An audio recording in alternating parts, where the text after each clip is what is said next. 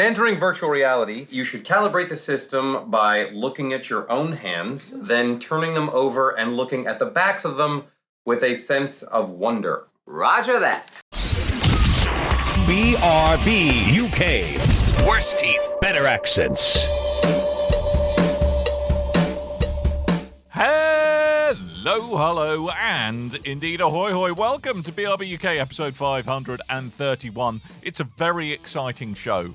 Why? Because the PSVR 2's been released? No! It's because Coleman's not here. Now, I'm usually very sad when Coleman's not here, but it does mean I get to play with the soundboard. Is what I get to do. However, I've discovered that all of the sound clips are of me and Tim making idiots of ourselves. And there are no sound clips of Coleman making an idiot of himself. Now, Tim, how do you feel about this turn of events? I mean, I feel quite annoyed. I'm not going to lie. Yeah, I think it's grossly unfair. It shows the one-sidedness of having Coleman edit, although I won't complain about that so much because he edits. Yeah, so, I won't complain too much about that because I remember editing this show and it was a nightmare. So but look at all the fun. All the fun things I can do. It's amazing. Look at how quick. Let's see how quickly I can get demonetized from YouTube.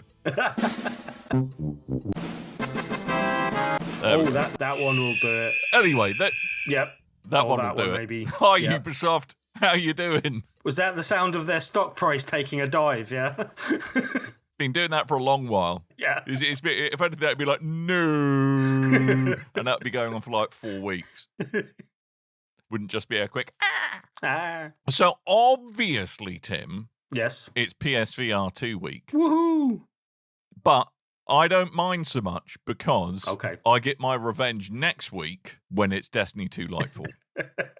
So did I not tell you that I'm off next week? Did I not mention that, Dan? Yeah, funny that. I mean, Coleman says there's an emergency in the Coleman cave that needs sorting. Just when I'm here to speak about PSVR, right? But 2 weeks in a row. So what we're going to do? We're going to turn the show. We're going to turn the show on its head. Usually we do stuff we've done played and then we do some news. But what we're going to do is trundle into the news very quickly, just because there's a couple of big things that have been announced this week. Yeah. And then I'm going to slip into a coma whilst Tim talks about PSVR for several hours. Breaking aside, I'm genuinely interested about PSVR 2 because I think it sounds like a massive upgrade. But, young Tim, before you start, we'll talk about that in a minute. I was just going to say, but before we get into the news as well, that just for a bit of housekeeping notes, that we're not covering PlayStation State of Play because that's happening later on this evening. So by the time that you hear this podcast, it will have happened, but it hasn't happened yet in our time. And also, Nintendo has announced a Pokemon Presents for the 27th of February. So that's just a couple of little notes. Well, they will probably be presenting some Pokemon. Yeah. Yeah, so future Dan, future Tim, future Coleman will enjoy all of those things, but current Dan, current Tim have no idea what's going to be in there. Although they have announced 5 PSVR titles being announced in the State of Play. Yes. So the State of Play, I was very excited about the PS6 being announced, for example. I thought a little bit early, but I thought good for them. And Sony doing another handheld. Who'd have thought?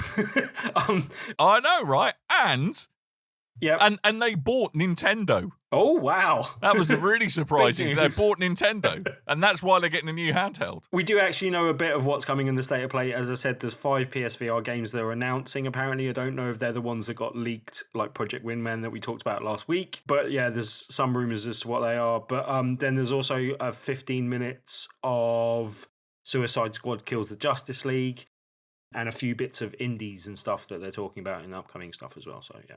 But I look forward to that. It's going to be exciting. So there we go. So quickly, we're going to romp through stuff. Now, IGN have taken it upon themselves to have a fan fest. I don't know whether this is because they like to slap themselves on the back and they think it's a fest of their fans who love IGN, or whether or not it's IGN hosting a fest for people who are fans of other things. I don't know, but they had such a thing. There's a couple of kind of the big things from it are really kind of the Diablo 4 beta was one of the big bits of news. And that specifically, the reason why it's big news is that pre-orders are now going to secure you a spot in the first closed beta to super special people who pre-order.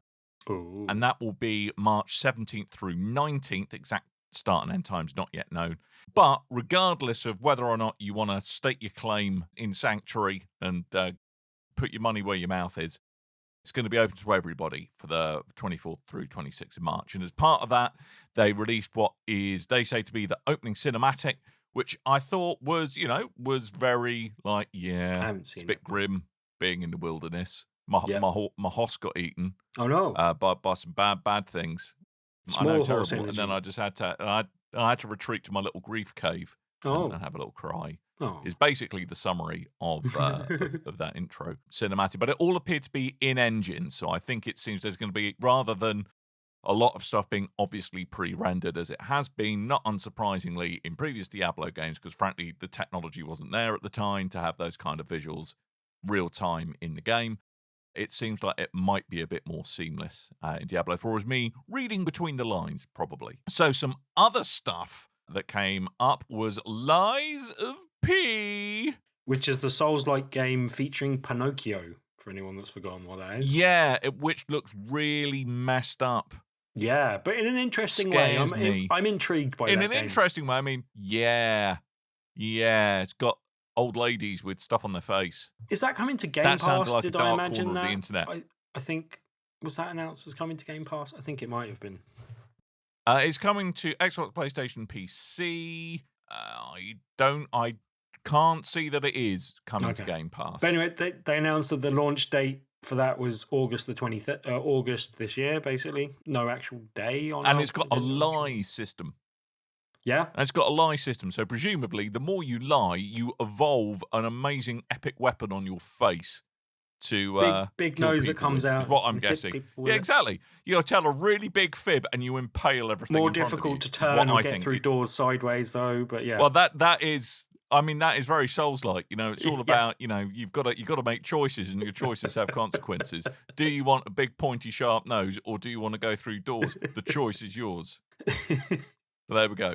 That is the hot take of what's going to be in that game revealed exclusively here. Next up, they also talked about Punch Club 2 Fast Forward, which is the follow-up to the 2016 RPG.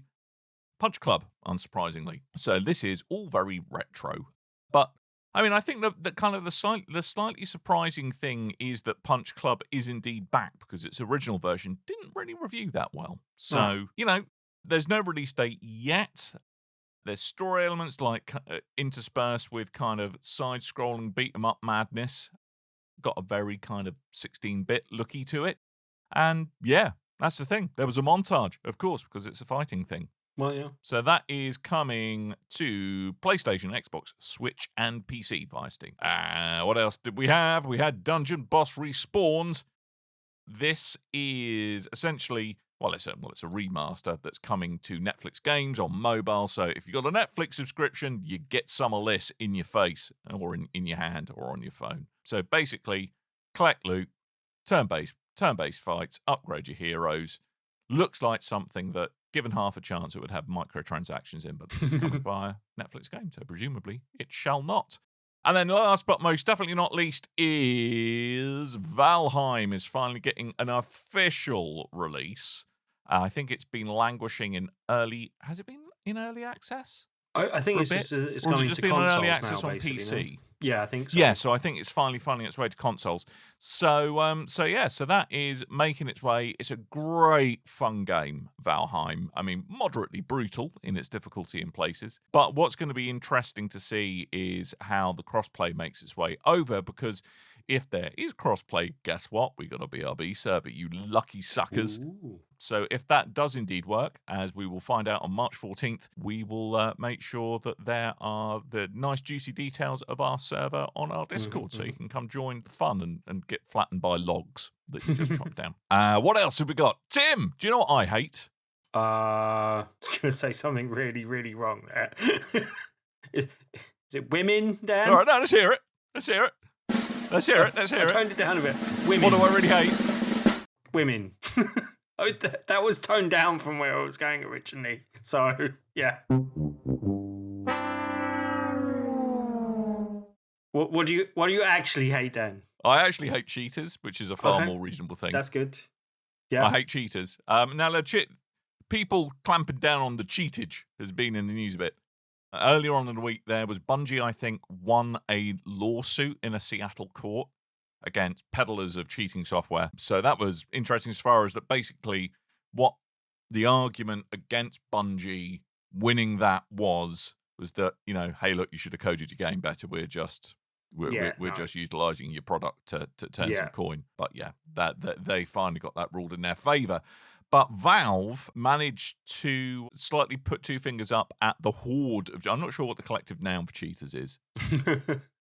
And I'm also I also don't know what's going to get me in trouble with the YouTube algorithm. Yeah. What I say. I really want to say something that, what would be on the end of a bell of cheaters, for example, a handle of cheaters. There we go, because that's what's on the end of a bell. A big, thick handle is what we got. So they've managed to catch out 40,000 of these naughty scallywags. There's a lot of people cheating. Permanently banned them from Steam. 40,000. Wowzers. That is a lot of people.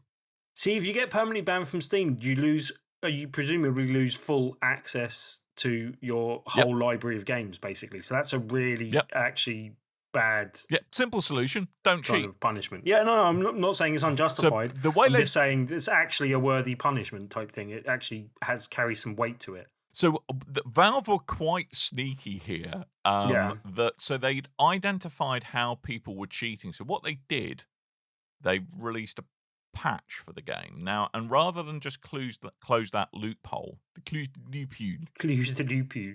What they did actually, what they did was to. I look forward to that appearing on a soundboard at some point. Yeah. What they did was actually kind of install a honeypot, as it were. So like they worked out how it was exploiting the game's code, and basically put a bunch of data inside the game client that would normally never be read during gameplay, but would be read by these exploits. So they could then say, all right, your account accessed a bit of the application which it had no reason to access during gameplay. Ergo, you're a big, fat, dirty cheater. Well, you can be of any body habitus, to be fair. You're a nasty, nasty, horrible cheater. And get out. We don't want you to play in our garden anymore. You are banned. So it's quite a nice way to actually kind of pretty robustly prove these people were cheating rather than quite the funny. Usual kind of, Jimmy said I was cheating, but I don't because Jimmy smells. The usual arguments might be a little more nuanced than that, but I think not much. It comes down to. Yeah. So it's quite an interesting thing to see, like, all right, okay, this code should never be accessed. Yeah. And if it is accessed, we've got very high confidence you are being a naughty person. Mm-hmm, so, well done, Valve. Yeah. I approve. Banning 40,000 accounts from their store, that's quite brave as well. So, yeah, well done. Well, but if it's well-deserved. Yeah, I think it's interesting, isn't it? Because obviously that's 40,000 paying customers you no longer have, but I don't think Valve's particularly... Yeah, it's 40,000 people ruining everyone else's fun as well. So, like, as you say, the platform's probably better off without them. And they'll probably make new accounts and continue to give them money. They'll just lose access to the library they have. I'm not going to lose any sleep over it. So, there we are. And one last bit of the news before we start romping through what we done played. Nintendo and Microsoft have made a deal. Tell you what, Microsoft have been all about the 10-year legally binding deals this week. Ooh, they love a 10-year legally binding deal. Yep. The first was with Nintendo, so that they could basically strike up a deal so that people playing on Nintendo will be able to have Call of Duty. So this was part of the kind of a lot of the brouhaha that's been going on about, the resistance to approval of the Microsoft Activision merger is that Microsoft would keep all of its best bits for itself. Yeah, well, acquisition, yeah. Good point. Well made. So, and Sony obviously have been commenting quite a bit about this, but this was Nintendo and Microsoft saying, yep, we are committed to bringing Call of Duty to Nintendo platforms just as Xbox and PlayStation games do. So crossplay will be a thing. It's going to be interesting to see how well modern Call of Duty games perform on Switch. But good for them. But that's the thing. The timing of this seems to come into effect after the acquisition happens.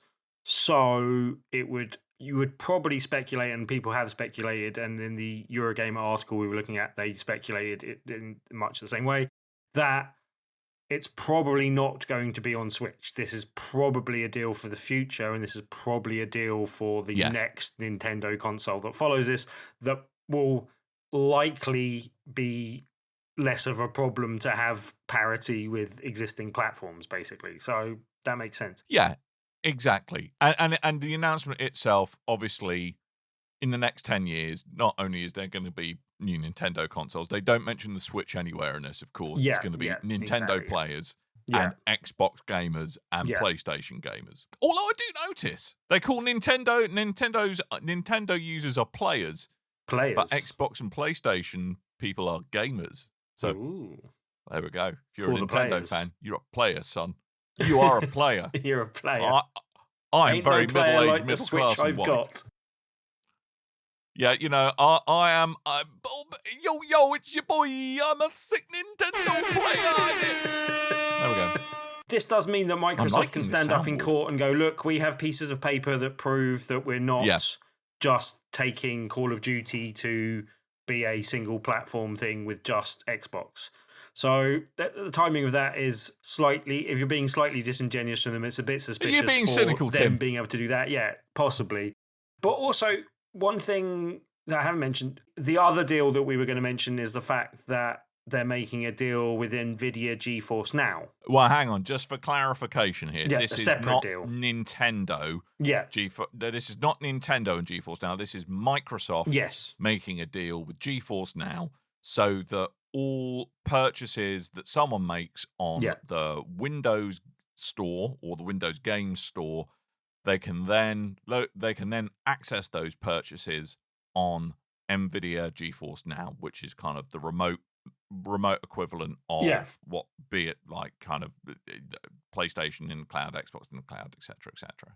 The one thing that why I draw these together more than they are necessarily, and you may tell me that this is silly and not the case, and this is one of the things I wanted to ask you on the show, but in the Eurogamer article that I was referencing, they also talk about that the speculation is that there'll be an Nvidia chip in the next Nintendo console. So, fun fact, there is currently an Nvidia chip in your Switch. Yeah. So they will continue that partnership for the next console by the looks of things. Yeah. I'm just wondering if there's room for Nintendo and Nvidia and Microsoft to all possibly be talking about this at a similar time, because we might see GeForce Now on the next Nintendo handheld or console. Okay, so let's unpack this a bit. Yeah. I think, and I mean this with the greatest respect, you might be adding 2 and 2 and getting 378. Not having enough knowledge there, but that's what I wanted to ask you so that you could impart your knowledge to put me. I mean, I think the cadence of this is largely driven by Microsoft's PR strategy about wanting to announce a whole bunch of big deals at the same time. And to shore up their court case with Activision Blizzard.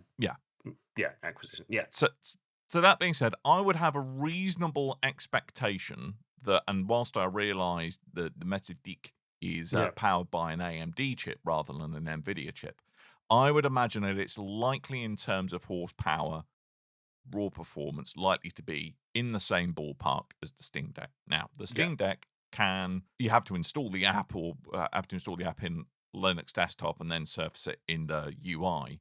But you can play GeForce Now on your Steam Deck. You can play PlayStation Remote Play on your Steam Deck. You can play Xbox Cloud Gaming on your Steam Deck. Yeah. All of these things are possible. All you need is a CPU that can decode video fast enough and process and send out the inputs fast enough too. So I don't have any reason to believe why the new Nintendo handheld wouldn't have it.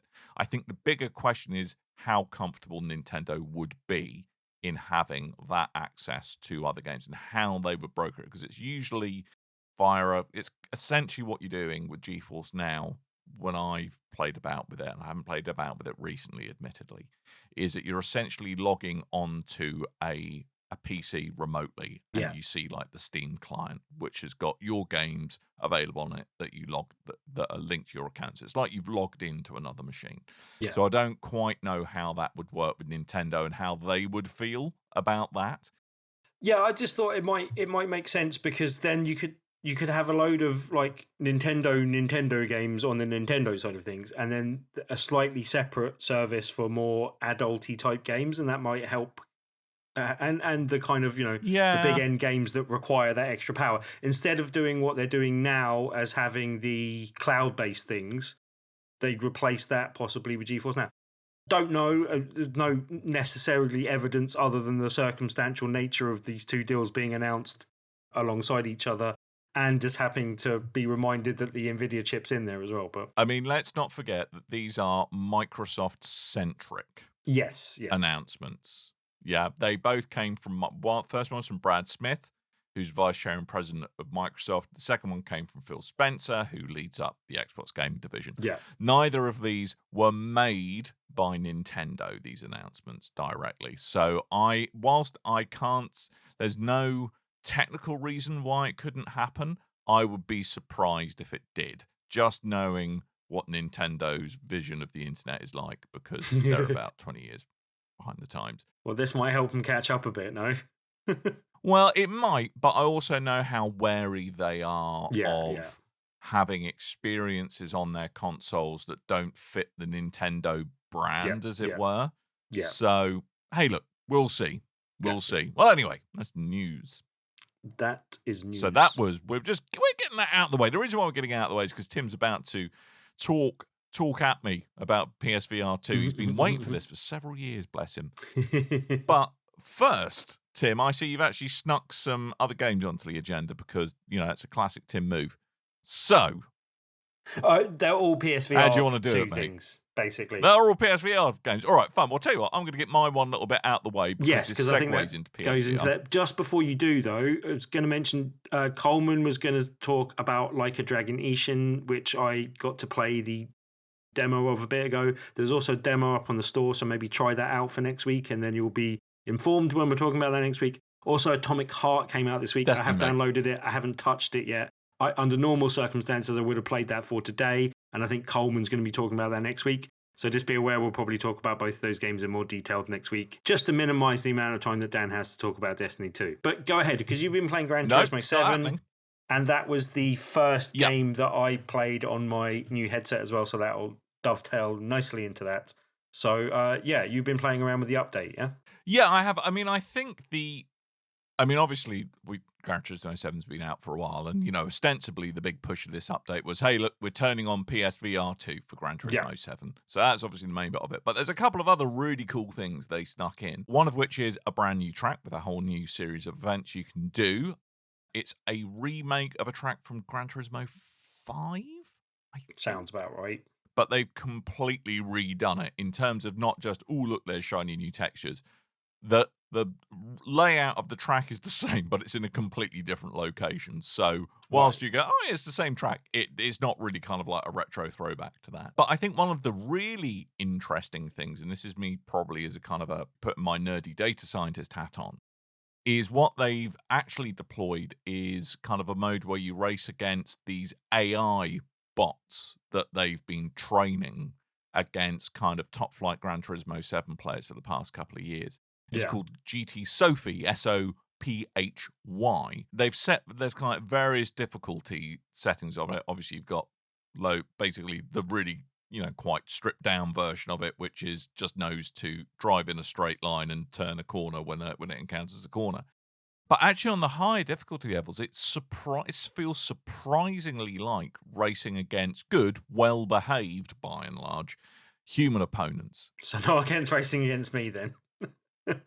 No, it's not like a game of bumper cars, which a lot of, like, if you play normal GT7 or any of the Forza games, quite often that's what the AI does. It doesn't care if you're in the way. It's turning into that corner. There's nothing you can do about it. With GT7 Sophie, they do actually look for opportunities. Like if you've gone a bit wide in a corner, they'll try and position themselves on the inside so they can get past you, or try, cheeky moves if you're kind of occupying as much of the track and making your car as wide as you can.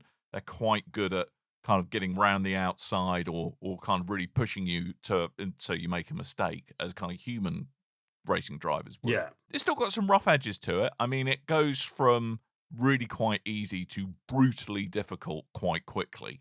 Yeah. And because of the way AIs are trained, it's only on certain tracks and only on certain cars. So it's not like, all right, just fill the lobby up with AI players. It is in a very curated way, but I'd imagine what they're doing is collecting a lot of information about how these AI drivers perform against the general population rather than just elite GT7 players. So that's the bit of the update I've been playing about with 5 new cars as well, one of which has no windscreen. This confuses me. It's good for VR. But I think really the big thing, but then all you can see is the inside of the car, surely, unless it doesn't give you X-ray vision VR. That's madness. But it doesn't give you X-ray vision; it gives you virtual vision. Anything that's either open cockpit or has just got like a central kind of seat with a open window is quite cool, and then anything that's just got nothing in the way of you seeing what's going on is good, basically. So on that note, I'm going to stop talking about GT7 and we're going to get into the big juiciness that is PSVR 2. Yes. And for those of you who are watching on video, I'm sure you will share my disappointment that Tim has not been wearing his headset for the entirety of the show thus far. So it's just over there. PSVR 2, it's just over there. PSVR 2, 530 quid, one headset for your face, 2 controllers, one for each hand, and a cable. Yes. That's some stuff for 530 quid. Did you mention the headphones? Does it come with headphones? Yeah, it comes with a set of headphones that neatly clip into the back of the headset and then dangle down generally, but you've also got 2 little holes that you can poke them into and stuff them into when you're not using them. Well, that's quite clever. Yeah. Well done you. Good thinking, Sony. And also, I think they, in Sony's never-ending quest to get you to part with even more money, they'd really like you to buy a Pulse 3D audio headset, wouldn't they? Quite possibly, they have shown that off a bit with that. But the headsets, the little in-ear headphone things are quite good so far. Like I'm reasonably impressed with them for what they are. I still need to fiddle possibly to get the best fit in my ears because they do pop out a little bit, but I haven't really messed around with it gives you like 3 sets of, the little rubber bits that you can change that in. Tips. But I think in true Tim fashion, what I think we've done is we've managed to jump right into the small print here. Yes, and I was about to rewind a little bit there and go back a bit. Because one thing I wanted to talk about, there did seem to be a few issues with deliveries in the UK. Now, I didn't suffer any problems. The whole experience for me was great. I didn't actually pay extra to get it on launch day, and I still got it on launch day. I got notifications all the way along, and other than frantically refreshing the page and it not updating for like 3 or 4 days, I didn't have a problem. It all went very smoothly. I actually got it a few minutes ahead of when I was supposed to get it, and it all came through all well. But minutes ahead. Minutes. Yeah. There did seem to be an issue where people that pre-ordered the Call of the Mountain pack, which you could get as a pack in game for like an extra 40 quid, didn't seem to get notifications ahead of time that was coming. There was a lot of rumours that there was things going wrong and that there was a problem with the codes in the UK headsets. It all seemed to get sorted out on the day, and as far as I know, most people that had pre-ordered got their headsets no matter what pack they ordered. But there was a lot of confusion about that on the day. Does seem to have been sorted out either by the courier or by Sony or a combination thereof. But there was a lot of people worried that they weren't going to get their headsets that eventually got them and stuff like that. But I didn't have any problems. Got my headset all fine. Yeah, and basically one of the only problems I had is, and just as an overview of the headset and the thing so far, I've only played it throughout yesterday. I did get to play a bit in the afternoon and then throughout the evening. So I've played a few games and I've messed around with a few things. One of the things is that the 2 controllers that you get with it don't come fully charged out of the box. Now, that's not the biggest surprise in the world, and the cradle that came with it is a good idea. Or the cradle that I bought with it is a good idea because you can charge them both up at once rather than having to find an extra lead on top of the one they give you to charge up. Yeah, it's the official Sony one. The one thing is they don't sit in the cradle naturally very well. You have to fiddle with them a bit to make sure they're in the right place, and then it flashes a light just to let you know it's charging. But they're a little bit over fiddly, but generally that seems okay. And overall impression so far, the headset is the generational leap that we were expecting in terms of not only screen fidelity and how nice it looks graphically, but also the headset has haptic feedback. So when you bump your head on something or something happens in the game, various games use it differently, but there's a little bit of headset rumble going on. So, and is that directional, or is it just kind of your whole head's vibrating? It's surprisingly, apparently there's only one planted into something. Yeah, no, apparently there's only one motor in it, but it does seem to be, and it seems to be, like how well it's integrated at the moment. But there does seem to be some directionality to it, and some kind of subtleness to where it's coming from, and to. I haven't seen that too much yet, but generally that does seem to be fairly nuanced and not just a case of you got hit, therefore the whole thing's rumbling kind of thing. There does seem to be a little bit of feedback to that in terms of which side it's coming from and how hard you got hit with something, basically. So just then to kind of, because you talked about the big kind of generational change. Yeah. I mean, obviously improved feedback is one thing, but the thing that I've been reading a lot about is particularly the screen. So these are much higher resolution on each eye. Yes. They're OLED screens that do a great job of delivering HDR content and refresh up to 120 hertz. And, compared with like a fairly big field of view, like how does this, is it like really night and day between the PSVR 1 and PSVR 2? The clarity is one thing, but I think the thing that's more visually impressive and the thing that you really notice is the difference in like how colorful things can be and how black the blacks are. Like that really shines, like which you would expect with an OLED screen. Yeah, and Tetris Effect Connected, the clarity of the pieces in that, like I didn't think it would be that visually impressive to it's night and day. Just I was going to say, on the note of just doing the overview, the headset's one thing. For people like me that have gone from PSVR 1 to PSVR 2, the headset's a generational leap. The hand controllers are a multi-generational leap. Like they have gone from being old technology to being probably the best on the market, just because they've got the haptic trigger feedback. They're really comfortable. You've got wrist straps on them, which are oddly placed, I think. Like it's weird to get your hand in them once you've got your wrist straps in. But generally, they're also like quite hard to drop once you just, actually let go of them, because your hands kind of naturally go that way. They don't, and the sort of circular nature of the thing means they kind of stay on your hands naturally anyway. But just generally going from a Move controller to this is night and day times 2 type of thing. Like, as I said, it's a multi-generational leap in terms of that. It seems like we've gone from the worst controller in PS and in the VR market to the best controller in the PR market, from what I've played so far and what I've seen of the other. And do they have like kind of, because obviously they've got thumbsticks, you've got the buttons, etc., and I've kind of read that there's kind of like touch sensitive bits. Well, it's not really touch sensitive, or is it just that it's limited to detecting when you've got an open hand or no. Like that? Well, there is some finger sensitivity. I haven't really seen too much of that yet, like how much finger tracking goes on.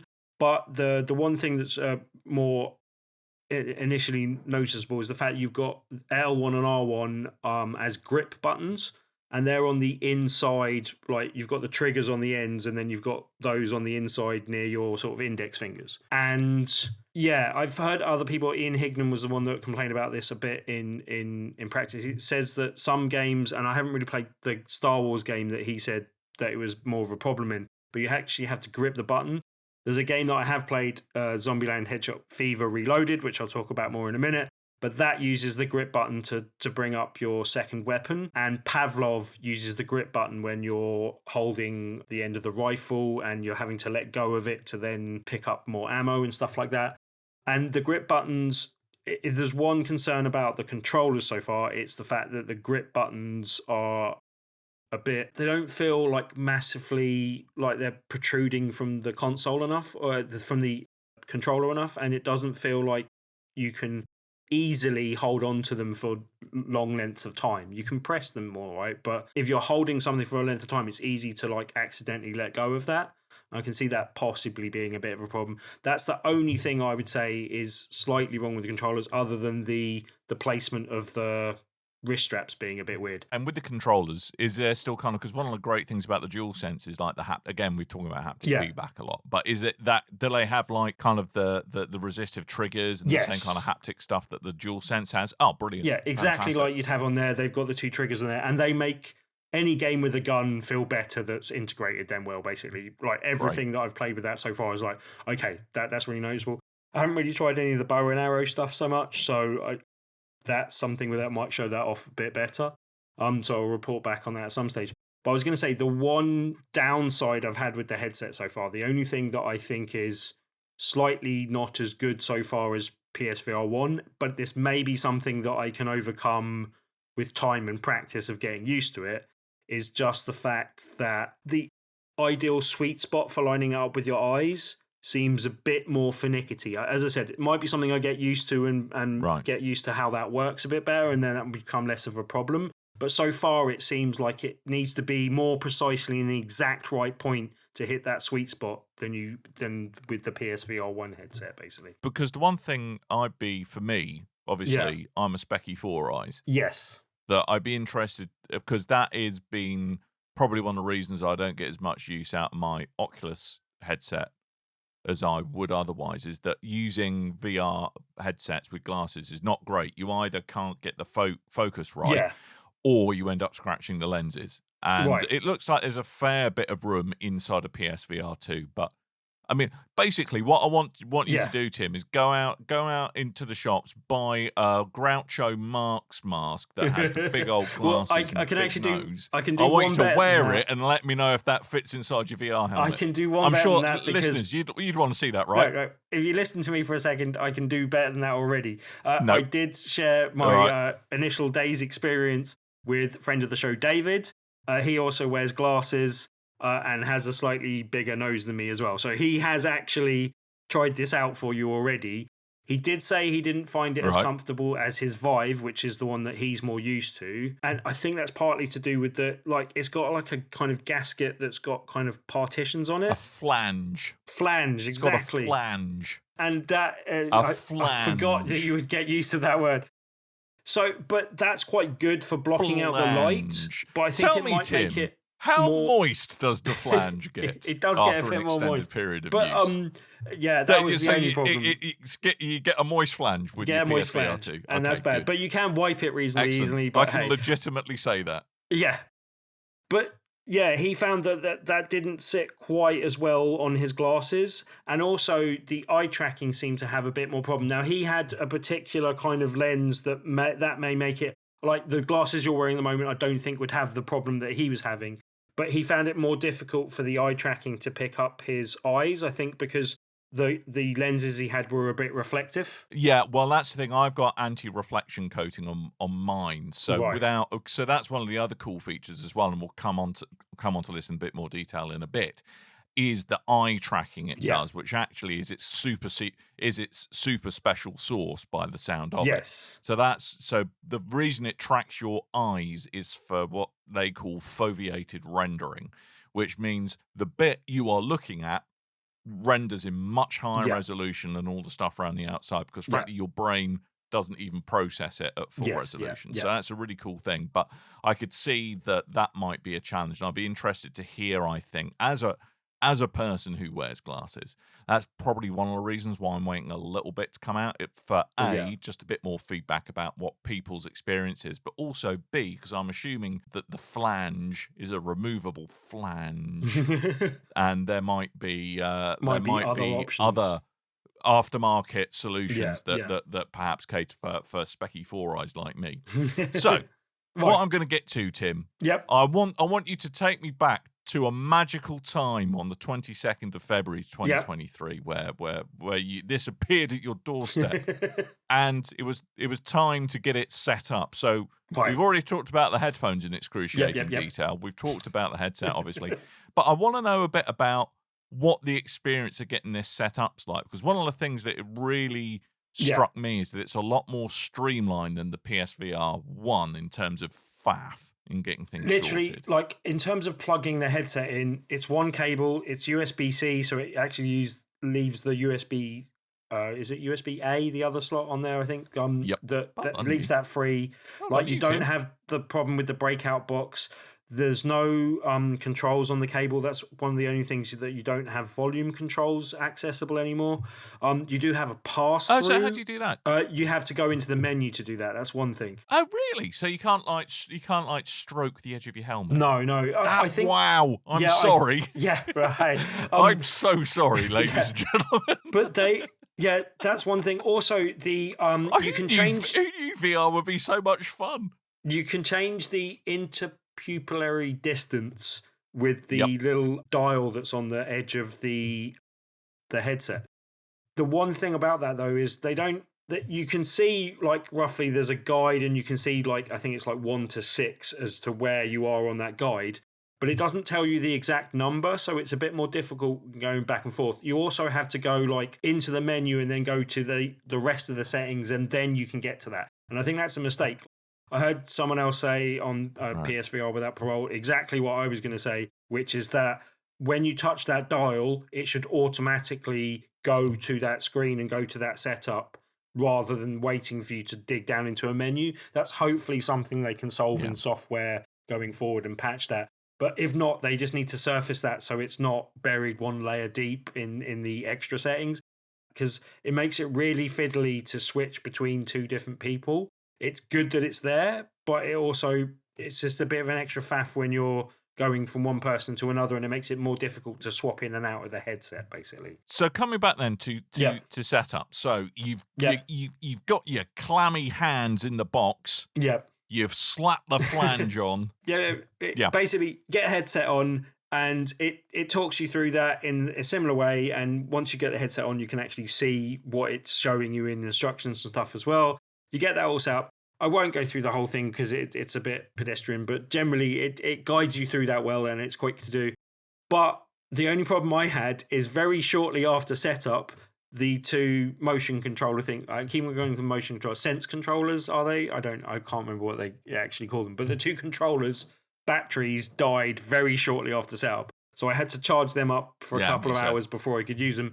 Hence the fact that the three games that I dived into first were Gran Turismo 7, then Tetris Effect Connected. And I tried to mess around with No Man's Sky, but that was broken to start with. I did try it later on in the evening and it wasn't broken. But then I remembered how much faff I have to do because I had to start a new game before I got into a ship, which was the one thing I wanted to do in it. So I'm going to go back to that. On the latest update, because No Man's Sky released, I think the Fractal update, you can just go. You don't have to start a brand new save. It can be mid existing save. So I don't know if it's just because I went from the PS4 to the PS5 version and haven't played it since, possibly. But one way or another, it had lost all my saves, and I couldn't quite be bothered to start anew and mine everything I needed to do to get off the planet to start with. And that was playing the relaxed version as well. So, I will go back to that at a time when I have more time to get to it and more time to play it, because I just haven't really seen enough of that to talk about it yet, basically. So let's say we lived in a magical world where all the controllers were charged and everything was good to go. Literally, how long was it from plugging it in to gameplay? Probably less than 10 minutes. I mean, I didn't set up everything, really, and there's a lot of other things I can go and fiddle with and just haven't done yet because I was just too excited to get stuck in. But generally, I would say you're putting the headset on. It's you have to pair the controllers, so you need the lead that it gives you with that to pair them up. But it's instantaneous once you plug them in, basically. You just got to plug both of them in, go through that. And then you're away in gaming. And as I said, first thing I dived into and was there's no Gran faffing Turismo about 7. with cameras. There is no camera. There's no faffing about with cameras. Yeah, that's all. Well, the camera's all in the headset. So once you get the headset on, the one thing I'll say, going from PS1 to PSVR 2 is PSVR 1 to PSVR 2 is that the PSVR 1 was happier in dark because it's got lights on it and they were tracking those lights. Whereas this really needs light to be able to see properly. The one really impressive thing, which I didn't actually set up initially, I just set up a seating area because I knew that the controllers were dying. So I just set up a quick seating area and sat to that. Later on, I came back to it and actually set up my area. That's really impressive. It does a whole room tracking thing where you look around and you have to show it the ceiling and the floor, and then you can adjust things. The way it adjusts things is really clever as well. And I had to frig this a bit because I needed a 2 meter by 2 meter square area, and I'm a little bit short of that. So I was like, all right, I'm going to put my couch in the area and then put an extra couple of centimeters that I probably shouldn't put there. So I had to kind of stretch it. But you can literally just use the controller to push the area out or pull it in at different places. And that's really, really clever. You can also use it to reset the floor value and reset your height and all this type of stuff as well. But once you got that going, bit fiddly when I didn't have my couch in there. When you're going from sitting to standing, I'm going to have to set up 2 different profiles, 2 different play areas, so that I've got those 2 different things. But once I'd actually put my couch in the play area, it meant I could sit down and play games. But there were some games where I couldn't sit back in my couch. So I'm going to have to try and write that out so that it doesn't do that for other things, basically. But you can set it in sitting down mode, though, right? Yes, It's obviously some games really you probably do need to have some games. Stuff, some games will allow you to sit, some games allow you to stand, and some games allow you only do room scale VR stuff. And I'll come on to that in a second because there's a game that's relevant for that. Different games are different. GT7's not going to make you run around in circles in your front room going. From initially sitting down and just getting stuck into Gran Turismo 7, first track I did was a thing that I played the other day, and I only got second on the track. I'm like, I'm saving coming back and playing this track again with this car for when I get my headset. And it was racing a Porsche GT3 round a lap of the Nürburgring, and I was like, that is a great way to start. It was a fantastic experience. I did win the race, but I did get a bit distracted at the start of the race, just going, ooh, look at that car, and ooh, look at that track, and just getting distracted by general stuff. Nice. And just looking to the side of me. The one thing I'll say is they've rendered the whole front of the car and the sides of the car that you can see.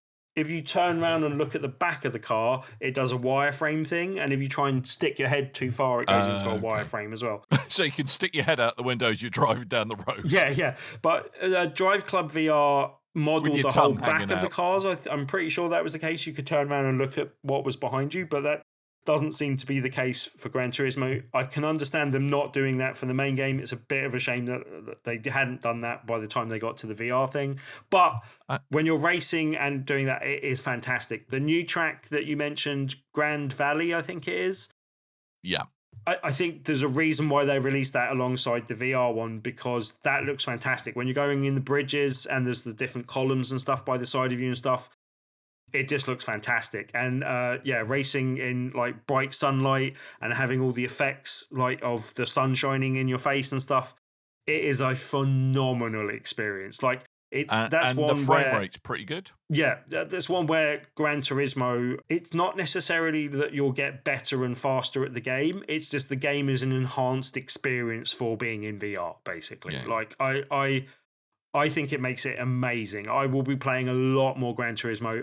I bought my first £1 million car just in time to do this as well, basically. Bought myself a McLaren Vision model. I can't remember exactly what model it was. Nice. But yeah, and we also went and just bought like a couple of open top cars and other stuff like that, so that it was fun for racing in. Nice. And tried all of them. And yeah, it is phenomenal. Like, it is so good. I can't even describe to you how good a feeling it was just driving around, to the point where we ended up playing way more of this than we were planning to, basically. So yeah. Yeah, I mean, I think for me, because I do have an Oculus Quest 2, and I've played about the F1 games and Assetto Corsa and stuff like that. I think the problem is it's just a bit of a janky setup on the PC, and I think what is one of the real blow out the water things with PSVR 2 is it just works. Yeah. But one of the things that's really interesting, that I was looking at some YouTube videos while I was having my lunch today of PSVR 2 and GT7, and it looks really quite cool. I mean, obviously you're stuck to the inside car view, but it looks like, unlike previous GT things, it actually appears that it's the full fat version of the game. It's not just a tacked on bonus mode, which is good to see that they've finally done that. But what I found really interesting is, because when you're racing, what you will kind of consciously do is, or unconsciously do, is look to the apex of each corner as you're going into it or looking around a car. And you can actually see, if you look at the video feed from these, actually the foveated rendering in action, where it will go from very pixely in one corner to all of a sudden coming in sharp focus, which is a really great demonstration of that technology. But you cannot notice that when you're actually racing and in the headset. When you're playing, exactly. And that's the thing, I think, just to highlight as well, that probably some of the video captures don't do PSVR 2 justice, because you're seeing the whole frame, whereas when you've got this thing strapped to your face, that you're only seeing, really, your brain's only concentrating on the bit that you're really focusing on. So I think it's a really cool way to demonstrate that tech too. No, that's good. So but this almost made me pull the trigger, I have to say, but I do have a tiny man cave. Seriously, there's a personal admission. Like, just playing it with, I mean, it's a lot of money though. Seated games. It's worth it for Gran Turismo alone, almost. Like, if this was the only game on it, I wouldn't be unhappy with my purchase. I'm going to have to rattle through some more games, because there's some more games I've got to play. Rattle through some other games. There are almost 50. I think there's 47 games available. That includes some that are pre-orders and not available. Wow. The launch lineup with the last-minute editions and stuff that they've done is fantastic. I picked up a game called Runner, which is like an Akira-based kind of, or Akira-influenced, like high-neon kind of shoot-'em-up where you're on a motorbike. I haven't played that yet because I only bought it as I was going to bed last night. It looks fantastic, though. It's also got a visualizer that apparently works with Spotify and other stuff. That's the other reason I picked it up. There's a game called Awesome Asteroids that isn't available. It isn't listed on the store yet, but I managed to buy because I searched for it and found it out. But I haven't played half the games I've bought yet. There's a load of demos that they dropped on day one. There's a demo of Call of the Mountain. There's a demo of Resident Evil Village, which is apparently fantastic. I haven't played that yet. And there's various other demos, Tales from the Galaxy's Edge, the Star Wars game, and a few other things. So, the lack of a demo disc was being criticized, but they just didn't tell anyone they're doing this, just dropped like half a dozen demos on day one, which I think is a really good idea, and that works really well. There's 2 games that I was given review codes for. I won't do full review of either of them this week. 1, because we're running short on time, and 2, because I've only just started playing both of them. But I want to give them both a quick mention. A game called What the Bat, which is I don't know if it's a spiritual successor or a straight-up sequel to the developer's previous game called What the Golf. I'd always heard quite good things about it. It's a zany game. Doesn't exactly show off the headset's visual fidelity to its full capabilities. I don't remember laughing in a game so much as I laughed in this in recent times, at least, basically. It's so funny. It's essentially a bunch of mini games that center around the fact that you are a person that has your arms are baseball bats, basically. Oh, right. And okay. It takes you through the life of that person and kind of reflects on their early years and then their teen years and different areas of their life, of what they're going through and what their daily routine is and stuff like this. And so you're like brushing your teeth with a baseball bat by squeezing out toothpaste on it and squeezing them. And then you've got to brush the teeth of your imaginary elephant friend that's appearing in the mirror behind you. Of course you do. I don't see what's unusual about this. Yeah, no, just for an example of one of the puzzles that's in the game, you've got a thing where you're I think it's in your teen years, you get access to a computer game console. And so you've got like a big joystick in front of you that you can flick with the 2 baseball bats. The first thing you play is a golf game. The first thing you do on the golf game is move the joystick that way and then press the button. All right, I'll probably just have a flicking session to putt the ball in the hole. Nice and simple. The next one you do, you have to get the golfer using the same sort of mechanics. You're moving the golfer to the hole, which is a bit weird. Then I think the hole moves around at one point as well. I can't remember if that was before or afterwards. But then eventually you get to the point where you're using the same joystick and the same mechanics to fire the TV across the room to then hit a goal for you to win the level. It's one of those things, one of those games where when you realise what it's asking you to do, you laugh out loud because it's just so stupid, and the solution to the puzzle you've been looking at is just so dumb. You're like, okay, that's genius in a crazy way, kind of thing. And yeah, it just had me and the person I was playing with just laughing the whole time we were playing it, basically. So yeah, it's really funny so far. I will play a bit more of that and come back to that. The other one I tried, which I was interested in trying because it's a game that has been, I think, remade, but definitely reskinned, and that's probably a good way of putting it, even though they call it reloaded. It's Zombieland Headshot Fever Reloaded. Now, this is a kind of akin to sort of Time Crisis almost type game, where you're going from one screen to the next and you've got like a slight wave of zombies. It's quite unforgiving to start with. Like, if you get munched by a couple of zombies, you are toast, basically. And you've got quite underpowered weapons. Oh, you're human on toast. But you can unlock different perks and unlock different weapons as you go. It's got a slightly budget Woody Harrelson and other people from the movies like Zombieland Double Tap, which is more heavily influenced from, because I think it was after that. But they completely... Is he called Hoodie Warrelson, by any chance? Yes, Hoodie Warrelson. But they completely... Hoodie Warrelson. Completely redid the graphics engine and have remade the controls to suit... I don't know if it's just PSVR. It might be available on other consoles. I'll check that before I talk about it next week. The graphical style they've added to that is a real, like, kind of cel-shaded kind of style. And that's one of the things that I've been saying. I think more developers should go for this because it really pops in VR and it looks really good in VR. Like, I think the art style they've done looks really nice. Gameplay, as I said, it almost plays like a Time Crisis type game or a sort of House of the Dead type thing, where it feels like a light gun shooter type thing. And I really quite like it for that. This is one of the first games that I played with the two hand controllers. And as I said, you got the grip button where you're kind of picking up your secondary weapon and you have to like hold on to the grip button when you're doing that. But then when you're reloading, you're flicking the analog sticks downwards to drop the magazine and then just dropping the guns to your waist to pick up another thing, and then you go again, basically. It takes a little bit of getting used to, and I think I'll get better at that as I go. But then the levels are quite short and sharp and you're getting through them reasonably quickly, and there's a bit of replayability with being able to get through with different weapons and different perks and being able to sort of approach that. So I think it's something that will cumulatively get better with time and easier to kind of get through and easier to get through at different rates.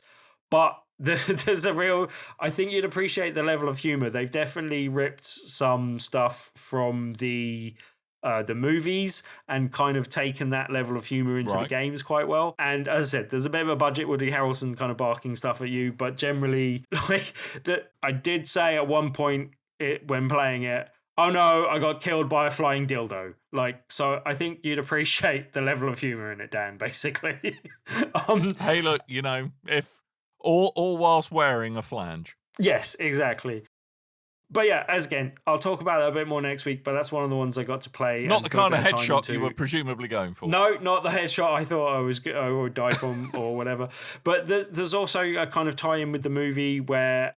Hi, Future Coleman. You have to double tap headshots to kill most of the zombies, basically. So you want to put 2 shots in their head, and that will generally take care of most zombies. There are some bigger ones that are more bullet spongy and will be harder to take down, but most of the average zombies in there are like that. And there's also I think from the movie there was like Homer zombies, which they don't kill, and like you get minus points if you accidentally kill one of them, basically. Oh, okay. Yeah.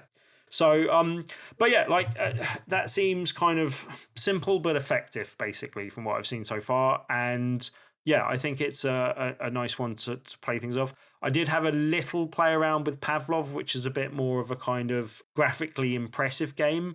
And there's a zombie mode in that, and there's a few other different modes. I did buy that game fully with the knowledge that I will probably never play that online with strangers, but that seems hardcore. Yeah, don't do that. Like, that seems like Zombieland Headshot Fever Reloaded. It's a bit of a mouthful, but I think that's a simpler game for people that are getting into playing VR for the first time. I think that's a good one to pick up if this is your first VR headset or something like that. Didn't exactly make this clear, but I did get review codes for What the Bat and Zombieland Headshot Fever.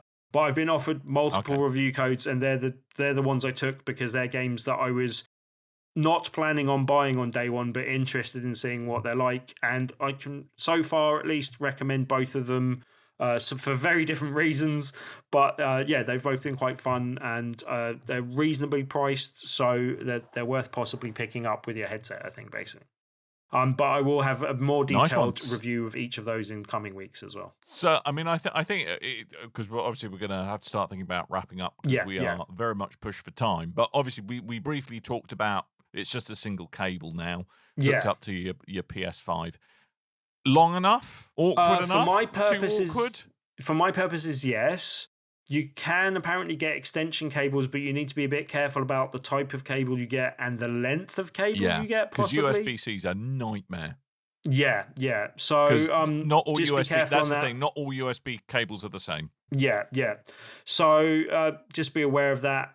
But in terms of, I was never massively bothered by the cable on the PSVR 1. The one time it was a problem is when you accidentally knocked into it or stood on it a tiny bit, it would black out for a second and go dark, and that's kind of the worst thing to happen when you're in a VR headset. And so those annoyances are entirely gone. It's so light and stuff that it's hard to notice. You can occasionally still get wrapped in it from what I've seen, but it's certainly less of a problem than it was, to the point where I can't see that being a major issue for me going forward. Fast forward to next week, where I've tripped over it and smacked my headset and broken it, then I might change my mind. But so far, it seems fine. All I ask is that if it does happen, you get wrapped up in it, that you provide a photo. That's all I ask. Need a video of that, basically. Really? Yeah, that would be good.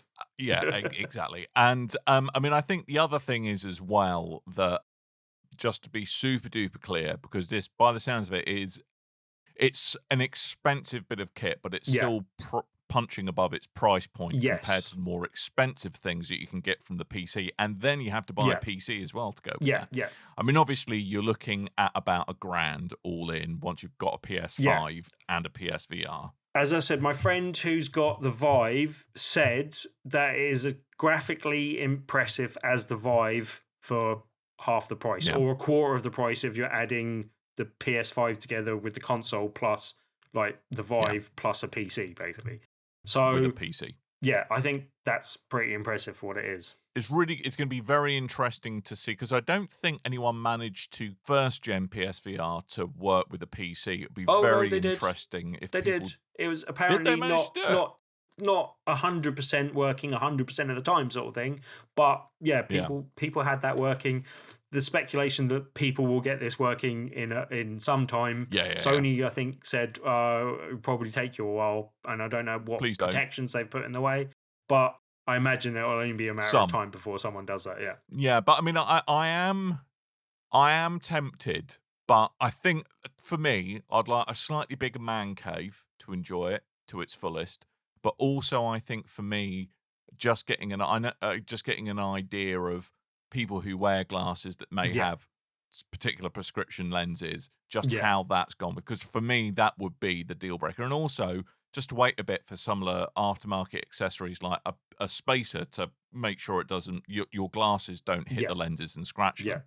Or indeed, prescription lenses that you put in the headset itself. So I think, I'm probably going to wait for a little bit for some of these things to get to market, but it is still a lot of money. You're still tempted. And it looks a great bit of kit, but it's a lot of money. In the meantime, Dan, you're welcome to pop round I might pop round and put it on at some point and try it out and see how that works for you as well. Do the drivey games.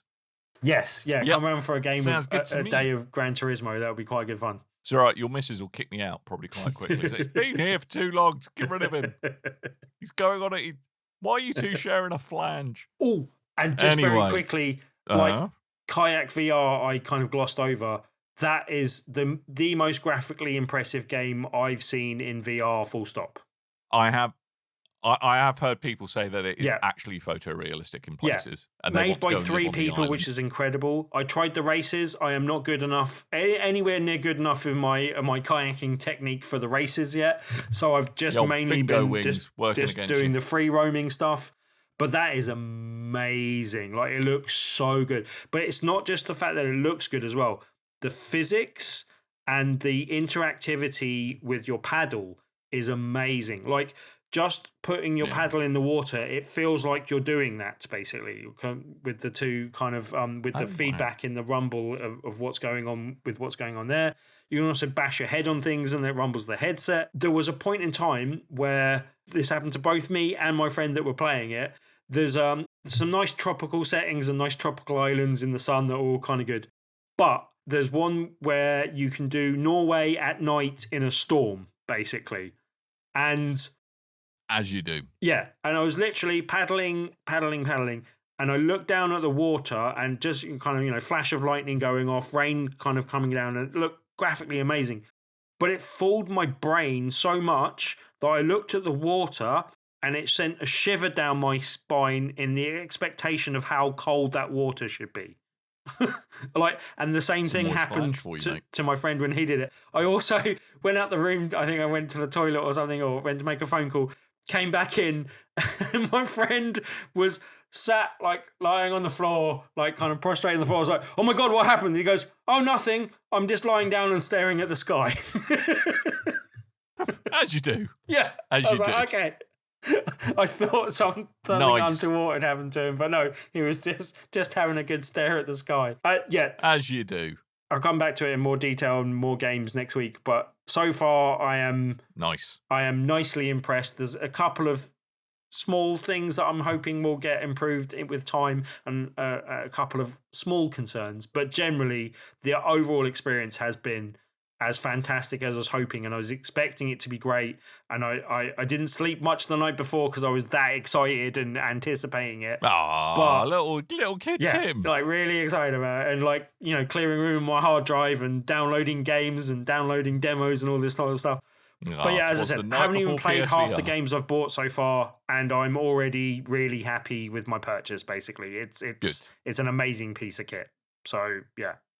Lovely jubbly. Right. We are going to have to wrap this show up because, well, it's very long already. So we're going to start bringing things to a close, but not before. I recommend you heading on over to tpublic.com/stores/BRB to buy some sweet, sweet merch.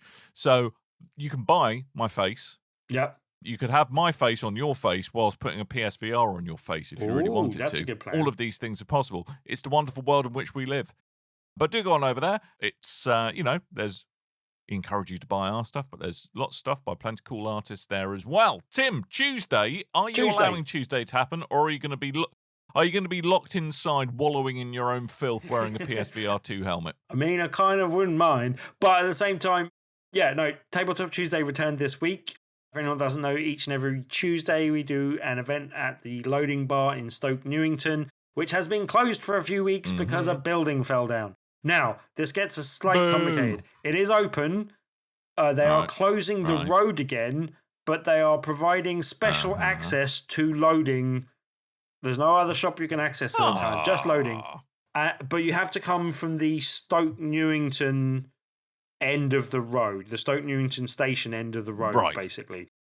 Because it will be blocked off from the other way. You will be able to get around, but you have to kind of circumnavigate it. Whereas you come from that end... They're actually, I think the council are hiring a bouncer to guide you from the end of the street and guide you into loading, basically. So generally you won't be able to access some of the road, but you will be able to get to loading. But the entrance is slightly more complicated than normal. So yeah, but hopefully that doesn't stop you from coming along. Each and every Tuesday we have a different feature game, and if you play that feature game that evening, you have a chance of winning a copy of the game at the end of the evening. This week's game is a game called The Traitors, based on the popular BBC show. We were going to do this before things closed, but yeah, it seems to be a hidden traitor mechanic. Have you watched it? Have you watched The Traitors? I watched the English one. I haven't watched any of the American one yet, basically. But the American one I thought was really going to wind me up because there's lots of very American people, but it makes some of the people are just so self-absorbed, even more so than the English version. It just makes it a joy to watch. I really like the English one, especially really the last interesting episode psychology. was really good. So yeah, I think it's an interesting show. There's a card game based on that. We're not going to spoil it. Well worth a watch. So that will be our feature game for this week. I have a question. Yes. I have a question. Does it come with a packing Claudia Winkleman wig so you two can have the fringe? Unfortunately not. But I mean, you can do that for yourself. There's no reason why you couldn't. Maybe not everyone wants to be Claudia If someone Winkleman. turns up to Tabletop Tuesday with a Claudia Winkleman fringe, will you give them a hug? Yes, that's a Brilliant. deal. All right. Good. You heard it here first. More details on the top left-hand corner of bigredbarrel.com, or search for Tabletop Tuesdays on meetup.com and join the over 2,000 members that we have there and come along on a Tuesday and possibly win yourself a game just by playing it on the evening. Splendid. Good. Right. Well, there are lots of other questions, but I think we're going to have to save them for another week. Yep. Because we are running very long. But thank you all, Demo Co-op or Demo Coop, Ed, Stingo, for leaving questions. We will get to them, I promise. You can ask questions if that's what you want to do on our Discord, for which you will find a link to in the show notes here. You can also go to www.bigredbarrel.com, find a link to our Discord there, and also mosey on over to twitter.com/bigredbarrel or facebook.com/bigredbarrel and say hello there too. And if you've downloaded this podcast, which you evidently have because you're listening to me, and you liked what you heard or would like to make some recommendations for how we can make it better, please leave a review. Constructive feedback is always welcome, as are 5-star reviews. But, it would be lovely to hear from you all. So make sure you trundle on over and give us a review, because it does help us climb the charts and claim the internet as our own. So all of that would be quite nice to do. Yeah. Cool. Right. Ooh, that's it. And That's on your that lot note, this week. we have hit over I'm just going to say, Timothy. very quickly, we have hit over 2,000 subscribers on YouTube. So thank you very much for everyone that subscribed there as well. Nice. That's a nice milestone to cross. Splendid. So thank you for following us there. Feel welcome to join us and follow us And there. that is youtube.com/BigRedBarrelTV. Yep. If you want to head on over there too. Right. That's your lot. Next week, Destiny 2 Lightfall. Get in. Ooh. I predict Tim's going to be suspiciously absent. He says, I'm sorry, I've got locked into my headset and I can't use my eyes anymore. To be fair, I've got Real plenty more world, PSVR stuff to talk about, so hey. Yeah, so there we go. Cool, so thank you ever so much for listening. Coleman, or Chaos as he likes to think of himself, will be back next week. But all that's really left to do is for me and Tim to remind you that I have been Dan. And I may have been Tim. And you've been listening to the show, so thank you so much for downloading us, and until next time, dear listeners, toodle bye.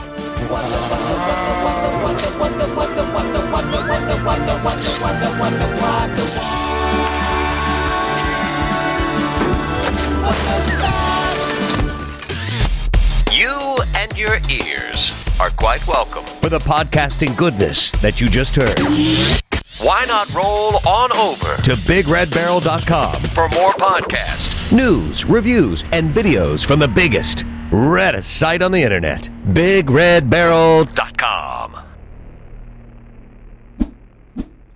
So it's a slightly arcadey, realistic flight sim with dogfighting and all sorts of things. Arcadey realistic flight sim. Yeah, that's a mashup. In An the same arcadey realistic vein as flight Ace sim. Combat, it's not entirely a sim,